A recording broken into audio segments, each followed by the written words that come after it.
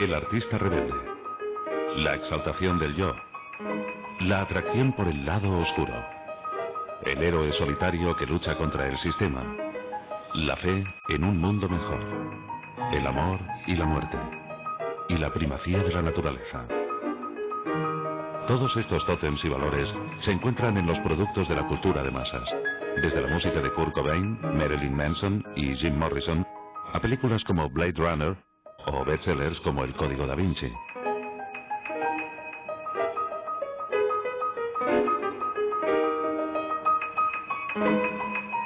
Estas obras tienen raíces comunes en una revolución artística e ideológica de los siglos XVIII y XIX que lo cambió todo a su alrededor y que aún nos es familiar. Se llama romanticismo.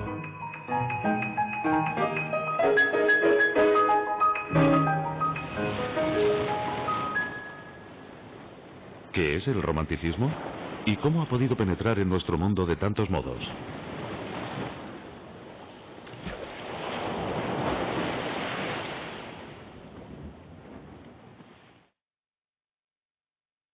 El romanticismo fue un movimiento creativo e intelectual que duró unos 100 años, de 1770 a 1870. No fue coherente y sistemático como el neoclasicismo, pero fue más decisivo a la hora de cambiar las formas de hacer literatura, arte y música, y más útil como herramienta para definir y explorar la condición humana. El romanticismo y sus defensores encarnaban las esperanzas, preocupaciones y aspiraciones de la época. En las primeras fases fue la voz de la revolución, a pesar de que la clase media fue quien lo adoptó y lo promovió. La Revolución Francesa fue el acontecimiento más importante en la transición entre el siglo XVIII y el XIX, por tanto en la génesis del romanticismo. Era una de las primeras veces, no exactamente la primera, una de las primeras veces que se cortaba la cabeza del rey, lo cual significaba la ruptura de la jerarquía. Esa ruptura de la jerarquía había ya sido preparada por la enciclopedia. La enciclopedia organizó el mundo por orden alfabético en lugar de estar organizado por orden divino-humano como lo había estado hasta entonces. La enciclopedia ponía a Dios después de dado, es decir, después del azar. Era una nueva organización del mundo, una nueva jerarquía o una nueva falta de jerarquía absolutamente sin precedentes en la historia, no de Europa, sino de todas las tradiciones. Y eso fue una gran conmoción que, en cierto modo, alimentó las conmociones del siglo XIX y después del siglo XX. Nos hizo más libres que nunca en idea, pero también nos hizo y nos ha hecho más huérfanos de referentes que nunca.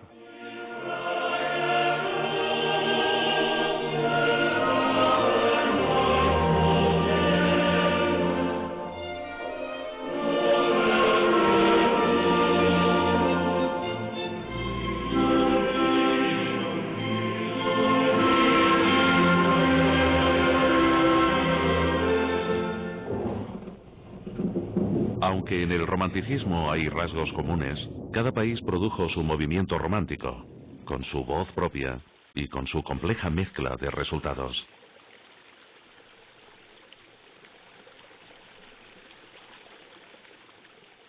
A finales del siglo XVIII, al movimiento del idealismo alemán colaboraron con sus escritos Hegel, los hermanos Schlegel, Schiller, Goethe y Schelling, quienes hablaban de una filosofía de la naturaleza y del espíritu absoluto del arte. Ellos elevaron al estatus de icono el papel del artista, que se convirtió en la personificación de la sensibilidad romántica. A través de su actividad creativa, buscaba sin cesar la esencia de la belleza y de la verdad.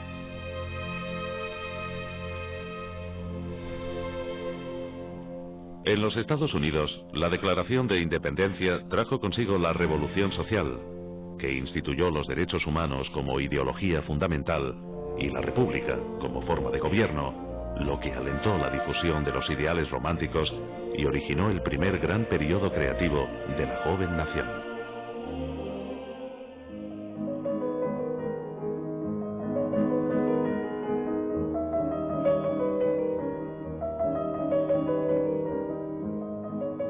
Los románticos europeos habían dado mucha importancia a la poesía, que consideraban un arma contra la desesperación. En los Estados Unidos, Ralph Waldo Emerson escribió que el trabajo de un poeta consistía en hacer que el lenguaje hiciera frente al vacío. Los poetas son dioses liberadores. Cada pensamiento es una cárcel, cada cielo es también una cárcel. Así pues, amamos al poeta, al inventor, quien en cualquier forma, sea en una oda o una acción o en el aspecto y el comportamiento, nos ha cedido un nuevo pensamiento. El poeta nos desata las cadenas y nos deja entrar en un mundo nuevo.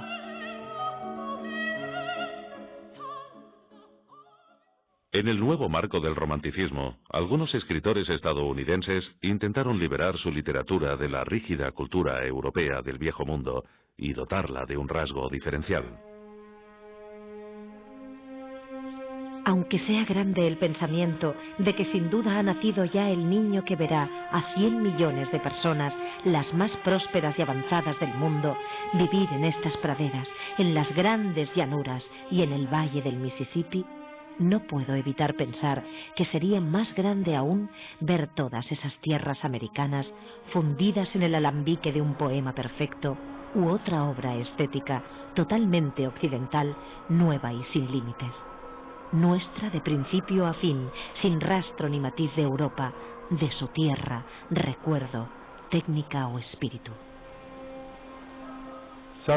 Varios escritores románticos americanos pedían una literatura completamente nueva. Emerson empezó en la década de los 30 del siglo XIX diciendo que los escritores americanos debían desarrollar en sus propias palabras una relación original con el universo. Melville, en su ensayo sobre Hawthorne, dijo: a pesar de que Shakespeare me encanta, en este país la devoción por él es de lejos excesiva, y tenemos que acabar con eso, aunque haya un escritor americano menor. Tenemos que valorar a nuestros genios, a nuestros escritores. Walt Whitman se llamaba a sí mismo el bardo americano, el trovador americano. Así pues, a pesar de cierto continuismo del movimiento romántico europeo, había una verdadera conciencia de la identidad estadounidense. Los novelistas adoptaron el ideal romántico y usaron su prosa para deleitarse con las descripciones de sensaciones y pasiones. Invitaban al lector a compartir los sentimientos de los personajes, a sentir empatía con los desdichados. Uno de los primeros protagonistas trágicos fue el Werther de Goethe. ¿Qué es el hombre? Este semidios tan ensalzado. ¿No le faltan las fuerzas precisamente allí donde más las necesita? Y cuando bate sus alas con alegría o se sumerge en el dolor, ¿no se siente detenido en ambos y es devuelto de nuevo a su obtusa y fría condición cuando más anhelaba perderse en la plenitud del infinito?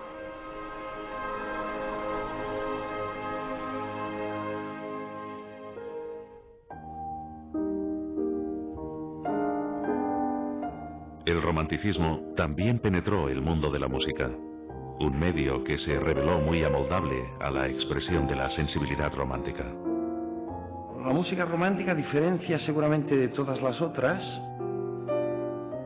se caracteriza por algo que seguramente es muy difícil de verbalizar, pero es muy fácil de oír, que es un poco que la música empieza a estar teñida de expresión. Es decir, que la música es un poco como el reflejo de esta subjetividad que vive su tiempo, digamos que con un cierto dolor. Si hasta entonces la música era estrictamente una cuestión que ya es mucho técnica, musicológica, de armonía, de composición, si hasta entonces la música era algo que estaba más bien vinculado a la matemática y a la astronomía, ahora es imposible. Ahora la música pasa a ser casi como el género por excelencia de los sentimientos. Es decir, casi el género por excelencia en el cual el creador vuelca en los sonidos un poco la conciencia trágica del momento en el que vive. A pesar pesar de su carácter difícil y de su personalidad independiente, Beethoven triunfó en Viena. A diferencia de Mozart, fue el primer gran músico en componer para sí mismo, y no para la aristocracia, la crítica o el público, lo que lo convirtió en una verdadera figura romántica. No sabemos qué siente Haydn cuando compone un cuarteto. En Beethoven, en cada una de las frases de sus cuartetos, está toda su vida, la vida de su comunidad, los bombardeos sobre Alemania o sobre Austria, la crisis de la esperanza a la libertad truncada, está todo, en cada frase. Lo que media entre un cuarteto de Haydn y un cuarteto de Beethoven no son 50 años, es casi un milenio. Es una cultura completamente diferente. La obra de Beethoven rezumaba energía y pasión. Su estilo evocaba el horror, el miedo, el dolor, la nostalgia y la añoranza extrema. Rasgos todos de la forma más pura del romanticismo. Wagner los llevaría al límite con la creación de la obra de arte total. Óperas que representaban la unión de toda forma artística. Música, poesía, danza y teatro. La obra de arte total se creó solo para emocionar e inspirar. El pintor inglés William Turner también creaba para sí mismo. En sus cuadros desestimaba los sistemas rígidos y los estilos establecidos. Creía que solo provocaban afectación y monotonía. Su técnica, personal e impresionista, representaba una nueva dirección, la destrucción de la imagen objetiva.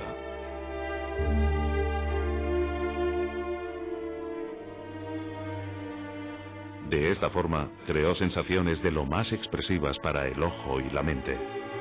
Sus cuadros reflejan el aspecto emocional de la naturaleza y ponen en tela de juicio las reglas de la perspectiva. No lo pinté para que fuera entendido, sino porque quería mostrar cómo luce semejante espectáculo. Hice que los marineros me ataran al mástil para poder observarlo.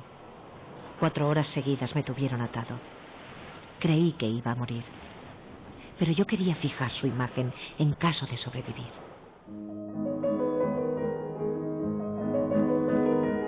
En Estados Unidos, los artistas fueron más allá de los escenarios físicos y convirtieron los lienzos en espacios ocupados por el sobrecogimiento y la satisfacción, donde la humanidad podía enfrentarse al universo.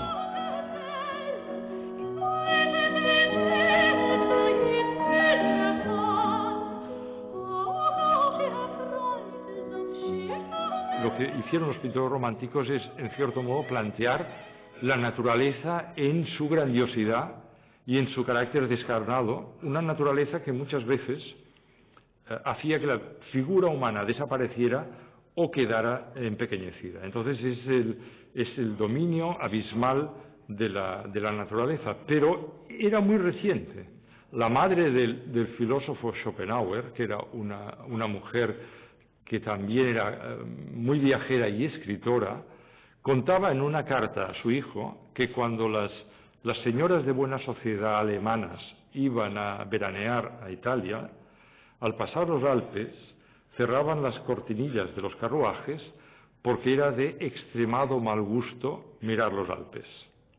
En cambio, la generación posterior, que ya es la de Schopenhauer y es la de Friedrich, Turner, etc., los Alpes se convirtieron en el leitmotiv fundamental de la pintura centroeuropea. En una sola generación, la grandiosidad sublime y abismal de unas montañas como los Alpes pasaron de ser de mal gusto a ser la expresión de la grandeza humana.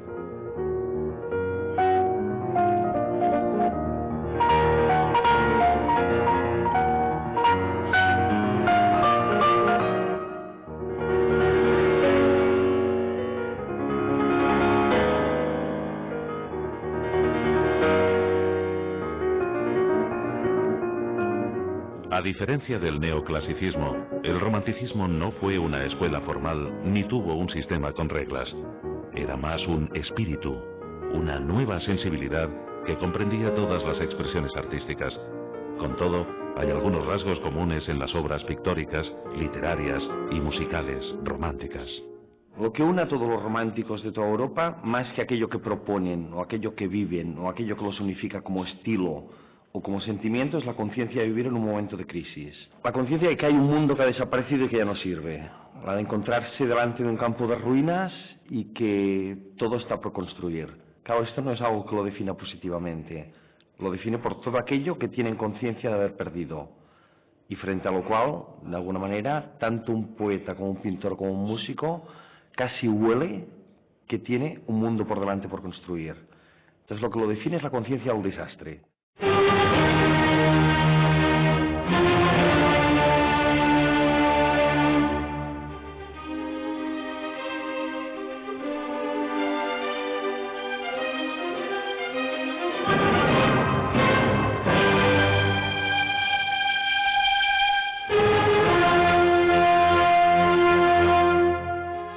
Los románticos defendían la subjetividad frente a la certeza de la ciencia y la razón. Cada individuo era un ser único. Cada personalidad era insustituible. En contra de la pretensión de intentar hablar a través de una voz universal, enfatizaban al individuo solitario. Por primera vez en la historia de Occidente, que aparece un movimiento que se sustenta sobre todo en la individualidad y en la subjetividad. Por lo tanto, un poco la capacidad de establecer vínculos entre individuos o entre sujetos o entre una comunidad cultural casi se convierte en un imposible. Es decir, es tan fuerte la presencia de aquello que cada uno de los poetas, cada uno de los pintores, cada uno de los alemanes, de los franceses, de los británicos determina en ese momento de extraordinaria crisis que es el romanticismo, que casi el pretender hacer una etiqueta que los unifica a todos es imposible. El romanticismo americano puede considerarse una especie de versión extremista de algunas características del europeo. Los europeos elogiaban la belleza de la naturaleza. Los románticos americanos creían que hasta una hoja de hierba, un insecto o un ratón tenían una trascendencia milagrosa.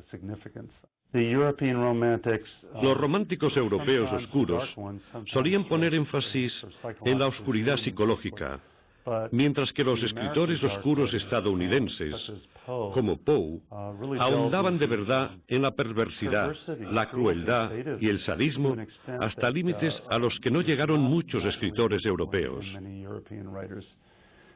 Del mismo modo, los escritores europeos solían hacer hincapié en el individuo, pero en los Estados Unidos había una especie de individualismo desbocado, una identificación del individuo con el rebelde, el inconformista, con quien rechaza lo corriente con fuerza y como forma de vida.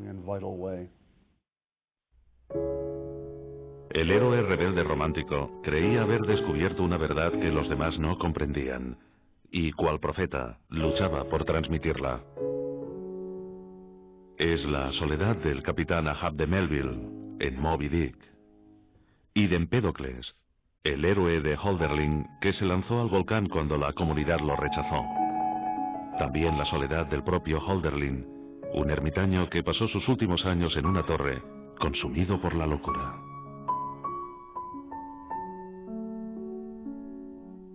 Con amarillas peras y llena de rosas silvestres asoma la tierra en el lago.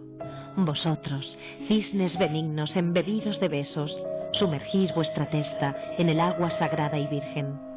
¡Ay de mí! ¿Dónde buscar durante el invierno las flores? ¿Dónde el fulgor del sol y las sombras del suelo? Están los muros en pie, mudos y fríos, en el viento restallan las banderas.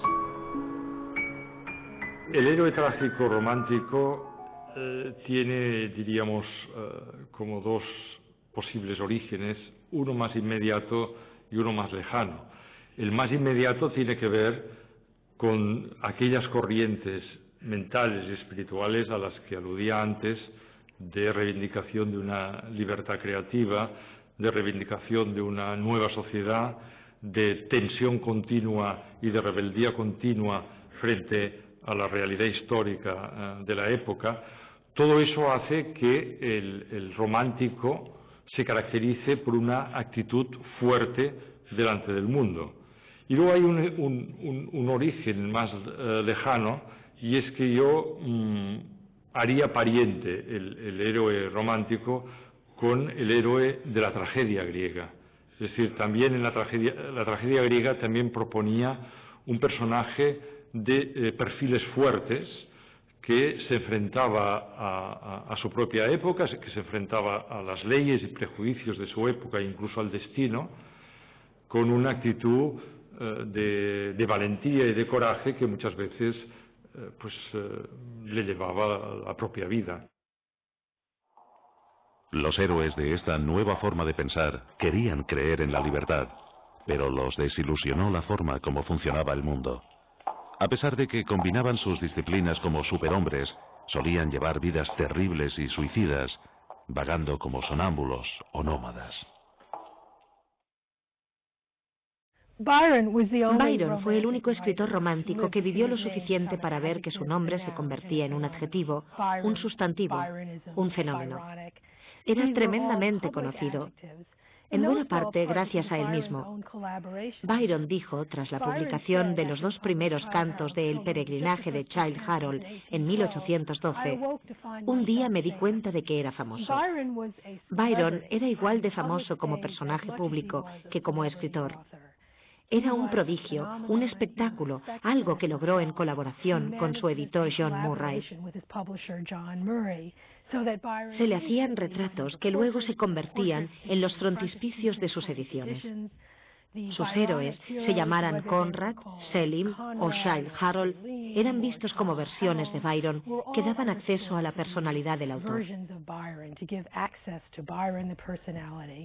Una de sus primeras amantes, Caroline Lamb, lo calificó de loco, malo y peligroso de conocer. Byron no se molestó. Esta era su única e interesante baza. Byron hizo que el héroe pecador, alienado y misteriosamente inquietante se convirtiera en un producto popular. Odiaba al pueblo, odiaba a la masa, pero la masa y el pueblo no se cansaban. Porque Byron se aprovechó de un fenómeno extraño. Todo el mundo lleva un Byron dentro. Los proletarios,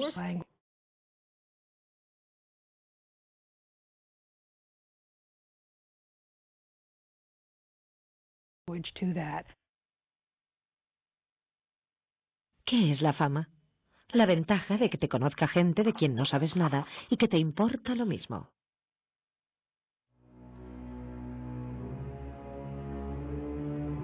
Los románticos escudriñaron la parte oscura de la existencia. Les intrigaba lo grotesco, lo maligno, lo terrible, lo espantoso. Y eso inspiró una serie de obras que dieron voz a lo que había sido inexpresable y silenciado. De esta forma, pusieron los cimientos de lo que sería el género del terror y años después, sus esfuerzos darían lugar a las novelas de misterio y a las películas de miedo.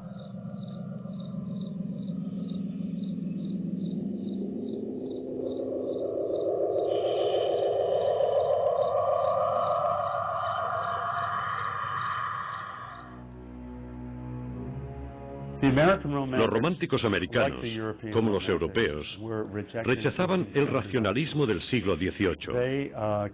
Se declararon a favor del misterio, a veces del miedo, otras de los aspectos oscuros de la naturaleza humana, como Edgar Allan Poe, quien estudió en sus relatos de miedo lo que él llamaba el impulso de lo perverso, que es la idea de que a menudo los seres humanos hacen cosas irracionales, cosas que la razón o el intelecto no pueden explicar, y que son cosas perversas.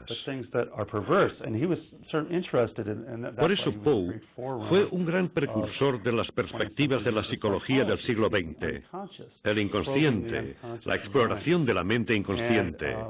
Hawthorne, Poe y hasta cierto punto Melville plasmaron más que nadie esta visión oscura, y creo que constituyen una transición entre el siglo XVIII y lo que pasará luego en el siglo XX.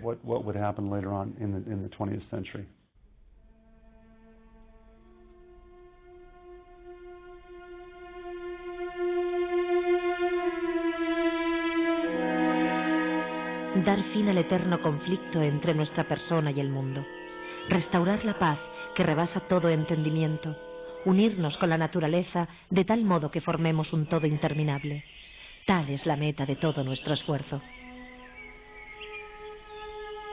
En este pasaje de Hiperión, el poeta lírico alemán Friedrich Hölderlin propone un regreso al estado original del hombre, cuando éste y la naturaleza eran uno, a pesar de que se convence de que el sueño de la unidad primitiva es inalcanzable.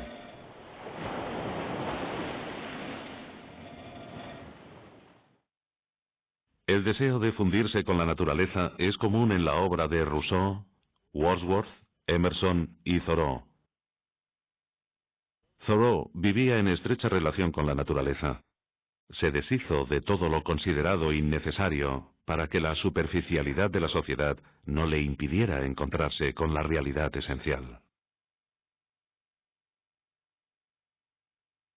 Casi todos los lujos y muchas de las llamadas comodidades de la vida no solo no son indispensables, sino que son auténticos obstáculos para la elevación de la humanidad.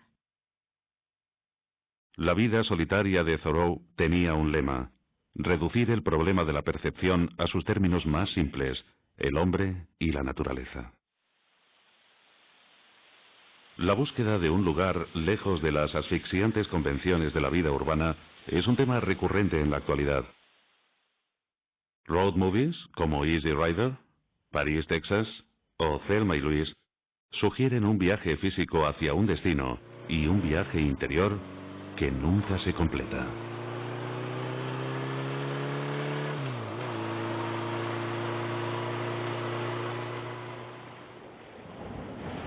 En esencia, se trata de un concepto romántico, un viaje en búsqueda del yo. El héroe como nómada que necesita viajar y arriesgarse para encontrar su verdad personal.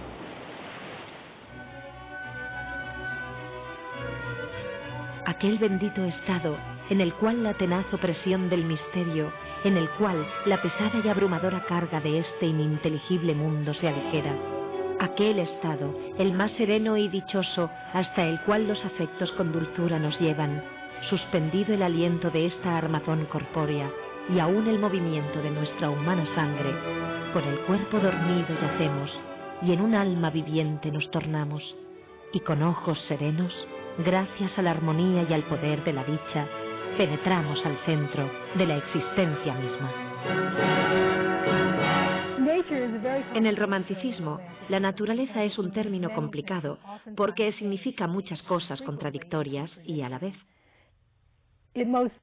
Casi siempre entra en juego en una construcción binaria, es decir, es algo que no es otra cosa. La naturaleza no es sociedad, no es civilización, no es eternidad, no es política. William Wordsworth es el poeta de la naturaleza, pero para él eso significa varias cosas. La naturaleza, que él describe como el estado más sereno y dichoso, puede ser el lenguaje de acceso a la eternidad. Un viejo dicho dice que Dios tiene dos libros, la Biblia y la naturaleza. Y la naturaleza es el lenguaje a través del cual uno puede entender a Dios, sus propias relaciones con el mundo más allá de la naturaleza, lo sobrenatural. Pero nuestras asociaciones modernas con lo sobrenatural no tienen que ver con ese estado sereno y dichoso, sino con el acceso a cosas inquietantes y traumáticas. Este es el otro aspecto de lo sobrenatural, algo que se presenta como antagonista del control sobre uno mismo y de la serenidad. Esto es solo Wordsworth con dos sentidos de la naturaleza. Hay un tercer sentido. La naturaleza es la barrera entre uno y la eternidad. Si es un lenguaje simbólico para la eternidad, sigue siendo un lenguaje y no la eternidad misma.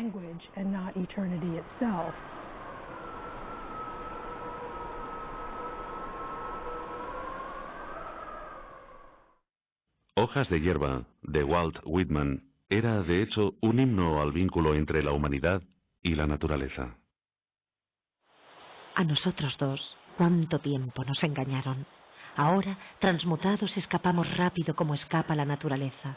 Somos la naturaleza. Mucho tiempo hemos estado ausentes, pero ahora volvemos. Nos convertimos en plantas, hojas, follaje, raíces, corteza. Estamos asentados en la tierra. Somos piedras. Somos robles, crecemos juntos en los claros, pacemos, somos dos entre las manadas salvajes, espontáneos como cualquiera. Somos dos peces que nadan juntos en el mar. Somos como las flores de acacia, destilamos aroma alrededor de los caminos, las mañanas y las noches. Los románticos concebían la naturaleza como una madre tierra. Pero aunque en algunas obras puede encontrarse este sentimiento, es más común la vertiente destructiva. El paisaje, como el héroe, puede devenir trágico. La descripción de ruinas antiguas se usaba como un símbolo de la huidiza naturaleza de la vida. A artistas como Piranesi les fascinaba que los embates del tiempo pudieran devastar el esplendor arquitectónico. Y cuando la naturaleza se desenfrena y se vuelve violenta, no hay lugar para el hombre. En su intento por expresar esta fuerza destructiva, los románticos a menudo representaban a un náufrago, a un alma indefensa en la inmensidad del mar, abandonada a su suerte y luchando por sobrevivir. Terminado un peligrosísimo y largo viaje, solo empieza otro. Y terminado este, solo empieza un tercero. Y así sucesivamente, para siempre. Amén. Eso es, en efecto, lo intolerable de todo esfuerzo terrenal.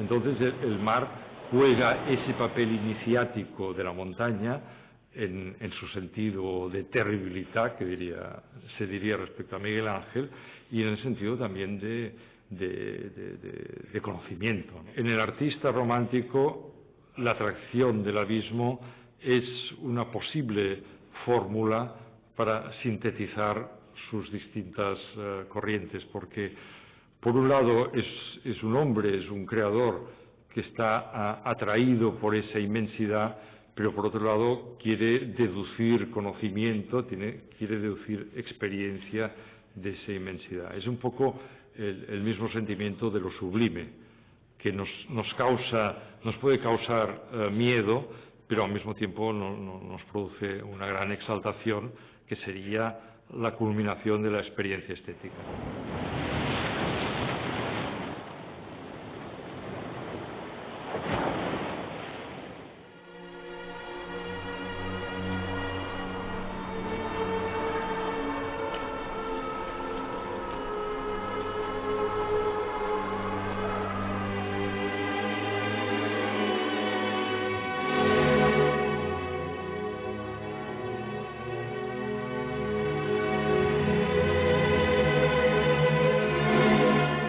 La muerte. Los románticos creían que no había belleza sin ella, porque toda belleza es efímera y acaba desvaneciéndose. Así, para los románticos, la muerte es, por sí misma, bella. En el imaginario romántico, amor y muerte van juntos. El amor lleva la semilla de la muerte. Y la muerte lleva, en cierto modo, el impulso del amor, porque si no es una muerte, digamos que inocua o banal, ¿no? Son dos de las parejas, antes pensadas como separadas, antes pensadas como jerárquicas, casi con la necesidad de que una se imponga a la otra, y que el romanticismo, y de ahí la tragedia, en el sentido propio de trágico, permite pensar como juntas. La una, el amor auténtico, es impensable en el romanticismo sin la muerte.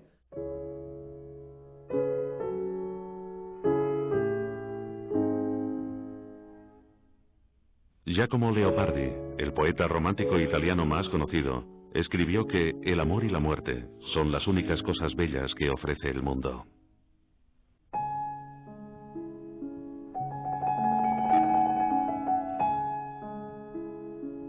El amor y la muerte a un tiempo, hermanos quiso engendrar la suerte. Otras tan bellas cosas no hay en el mundo, no hay en las estrellas. Nace el bien del primero, nace el placer más alto que en el mar del vivir pueda encontrarse. Todo dolor la otra, todo gran mal anula.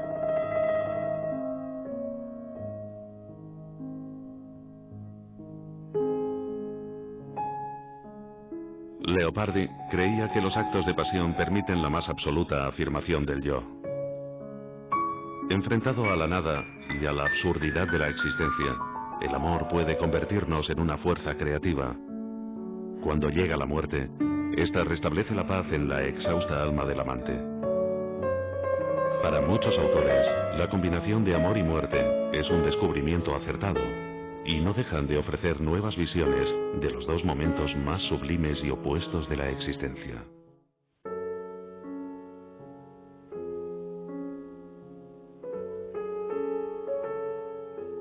Escucho entre las sombras y en más de una ocasión he estado medio enamorado de la muerte apacible, dándole dulces nombres en meditados versos para que disipara en el aire mi aliento contenido.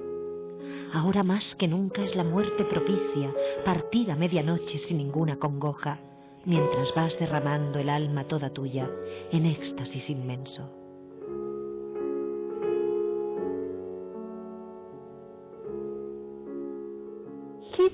Keats escribe Oda a un ruiseñor en la primavera de 1819. Su hermano pequeño, Tom, había muerto de tuberculosis en diciembre de 1818.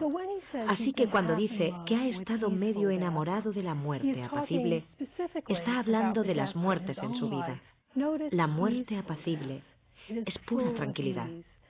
La muerte es la única liberación del hecho de saber que la vida es mortal, que la mortalidad es la fuente de un dolor, una pena y una agonía inmensos para cualquier ser humano inteligente.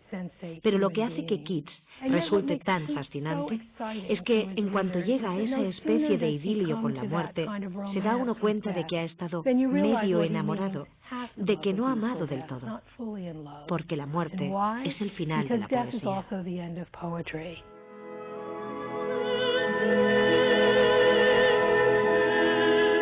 Wagner trató la dualidad amor-muerte en su composición sobre Tristán e Isolda.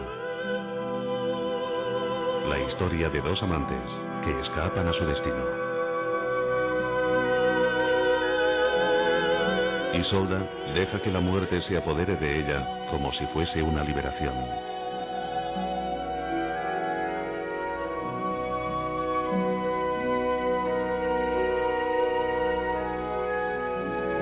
El Tristán es una obra que Nietzsche, nada menos, aprende al piano con 16 años y que descubre en el Tristán de Wagner casi la reencarnación del espíritu trágico de los griegos. En los 4 años de esta amistad descomunal que unirá a Nietzsche y a Wagner, que es quizás el punto de máxima confluencia en la historia europea entre filosofía y música, se produce en cierto modo el descubrimiento de eso que Wagner ha hecho con el Tristán y que es la reencarnación en la modernidad del espíritu trágico griego. Es un poco lo que hace característico del romanticismo, Tristán y Isolda, no es tanto, digamos, la historia argumental de dos amantes que no se encuentran y se mueren, sino un poco una ópera que consigue poner en escena todas las contradicciones de la vida. El día y la noche, la memoria y el olvido, el querer y el poder, el amar y el morir, el amor y la muerte, un poco todo, y todas juntas y todas irresolubles. En El retrato oval de Poe hay un pintor que está obsesionado con lograr la perfección en el retrato de la mujer que ama. Cuando acaba y se da cuenta de que por fin ha reproducido en el lienzo la belleza de la mujer, ésta muere repentinamente. Y entonces la pincelada fue puesta y aplicado el matiz, y durante un momento el pintor quedó en trance frente a la obra cumplida. Pero cuando estaba mirándola, púsose pálido y tembló mientras gritaba: «Ciertamente, esta es la vida misma». Y volvióse de improviso para mirar a su amada. Estaba muerta.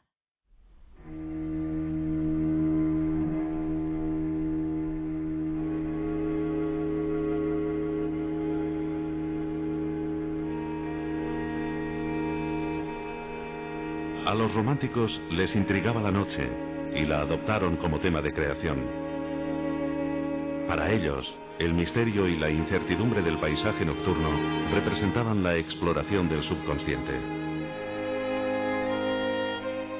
Huir de la racionalidad, sumergirse en una oscuridad interior, nadar más allá de la conciencia, hacia el terreno de los sueños, son ideas comunes a todas las artes románticas. El poeta alemán Friedrich von Hardenberg, conocido como Novalis, describió el viaje interior en sus Himnos a la noche.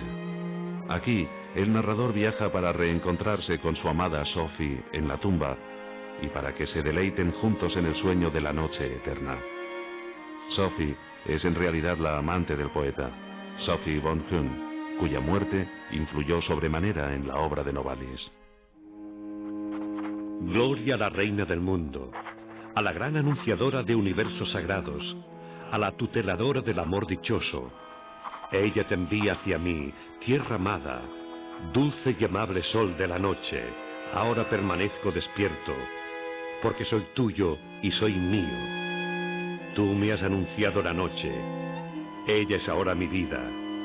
Tú me has hecho un hombre, que el ardor del espíritu consuma mi cuerpo, que convertido en aire, me una y me disuelva contigo íntimamente, y así va a ser nuestra noche de bodas. Los nocturnos de Chopin se encuentran entre sus composiciones para piano más conocidas. Creó piezas meditativas que eran fundamentalmente líricas y que tenían una gran fuerza expresiva. Nada tenían que ver con los correctos nocturnos de Mozart y Haydn, que se tocaban en los palacios y los jardines de la clase alta austríaca.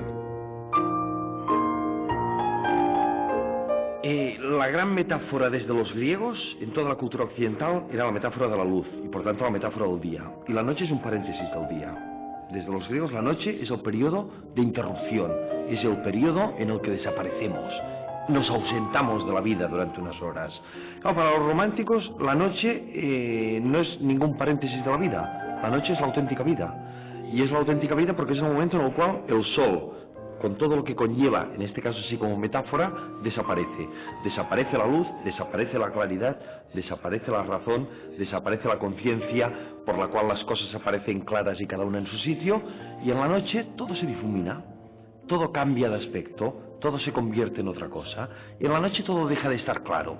Es decir, en la noche es un territorio en el cual, de alguna manera, la auténtica vida, tal como la entienden los románticos, puede producirse, que es la vida de la imaginación, la vida del sentimiento, la vida, en definitiva, del gran imperativo romántico, por excelencia, que es la de la libertad.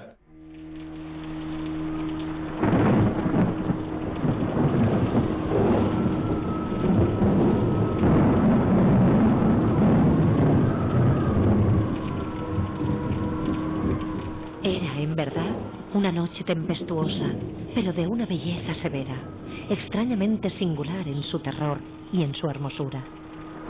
Las superficies inferiores de las grandes masas de agitado vapor, así como todos los objetos terrestres que nos rodeaban, resplandecían en la luz extranatural de una exhalación gaseosa, apenas luminosa y claramente visible, que se cernía sobre la casa y la amortajaba.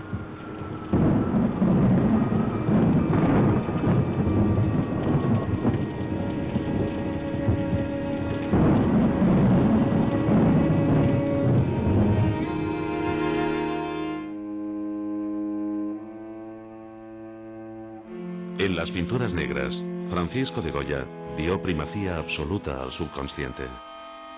Mezcló las caras del miedo con paisajes oscuros, desolados y deshumanizados, y exploró las sombras de la perversidad, el mal y la brutalidad, porque creía que el sueño de la razón produce monstruos.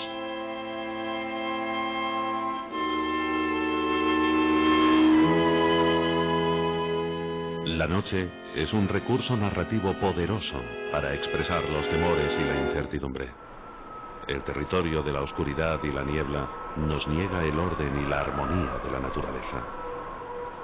Goya y Turner pintaron un nuevo capítulo de la historia del arte al proyectar sus percepciones subjetivas en una visión borrosa del paisaje. Y con ello se convirtieron en los verdaderos fundadores de la pintura moderna.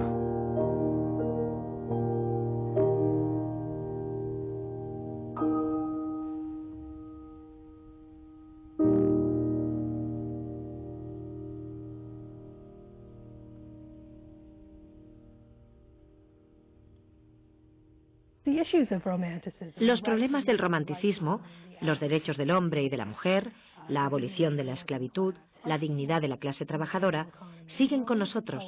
Y los poetas románticos, que fueron uno de los primeros grupos críticos de escritores en tratar estas cuestiones con un lenguaje de protesta muy inspirador y con una imaginación visionaria, a menudo aparecen en la retórica política moderna. A la vez, la parte oscura del romanticismo, lo que yo llamo el romanticismo de Frankenstein, sigue también con nosotros. Cada vez que hay una innovación en la ciencia, ingeniería genética, clonación, la bomba nuclear, un nuevo alimento, el término Frankenstein aparece para describir la peor pesadilla de la innovación tecnológica. Frankenstein, como mito cultural, siempre estará con nosotros, porque está al frente de la ciencia visionaria que no ha previsto todas las consecuencias de sus aspiraciones más idealistas. La forma como estos escritores querían ser recordados. No querían ser recordados por una ballena blanca o por un cuervo. Querían ser recordados por sus ideas, por sus contribuciones filosóficas. Muy a menudo, en la cultura popular, se olvidan, se dejan de lado los aspectos más profundos de estos escritores. De alguna forma, nos quedamos con el envoltorio, las imágenes, y las usamos para nuestros propósitos. Por otro lado, es cierto que en los siglos XX y XXI ha habido mentes privilegiadas que han seguido algunas de las corrientes de pensamiento. Poe perduró a través de los simbolistas, los decadentes y la escuela del arte por el arte, y también a través del género de terror de finales del siglo XX. De Melville, mucha gente opina que fue el padre del modernismo, con su cruda visión de la condición humana. El movimiento por los derechos civiles, sobre todo Martin Luther King, quien estaba influenciado por Thoreau, usó la desobediencia civil como un medio de protesta poderosísimo contra la segregación. Pero que en cierto modo yo también creo que es una de las grandes aportaciones del romanticismo, la idea de que la cultura no es un territorio ornamental, sino que es un territorio que modifica la vida, y es un territorio que tiene ambición política de modificar la realidad, ¿no? Yo creo que esto, aunque no se ha verbalizado en estas palabras, pero que es algo que tiene que ver con las creaciones más interesantes que se producen hoy. Y esto desde el cine hasta las artes visuales, hasta la fotografía o hasta la literatura. Eso que en un determinado momento se llamó arte comprometido, que yo creo que es una bobada de expresión, ¿no? Pero que yo pensaría más bien con todas esas prácticas artísticas que tienen que ver con lo real, que tienen que ver con la vida, que tienen que ver con una determinada idea de comunidad. De la idea de la cultura como algo no ornamental, sino como algo en lo que nos jugamos cosas. La actitud del artista romántico, pienso yo, que ha marcado decisivamente lo que hemos llamado modernidad. Porque todos los rasgos puestos en marcha por el artista romántico se van legando, en primer lugar, al artista de vanguardia e incluso, yo diría, a los debates contemporáneos sobre el arte. La cuestión de la libertad creativa, la cuestión de que el arte es un fin en sí mismo, la tensión entre arte y sociedad, el carácter rebelde, revolucionario del artista, la reivindicación de una nueva cultura, de una nueva civilización, toda una serie de rasgos de rebeldía, no únicamente estética, sino también moral y social, que han presidido gran parte de lo que hemos denominado modernidad, para bien y para mal, porque por un lado ha dado lugar a una luz de creatividad, pero por otro lado también es verdad que el arte muchas veces ha caído en un cierto solipsismo, en un cierto egocentrismo y le ha separado de la sociedad.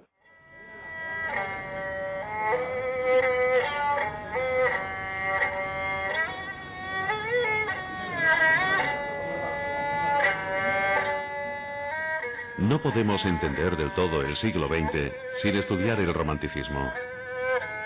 Su capacidad de evolucionar sin dejar de ser fiel a sus temas principales lo ha convertido en el primer y hasta cierto punto en el último gran movimiento cultural de los tiempos modernos.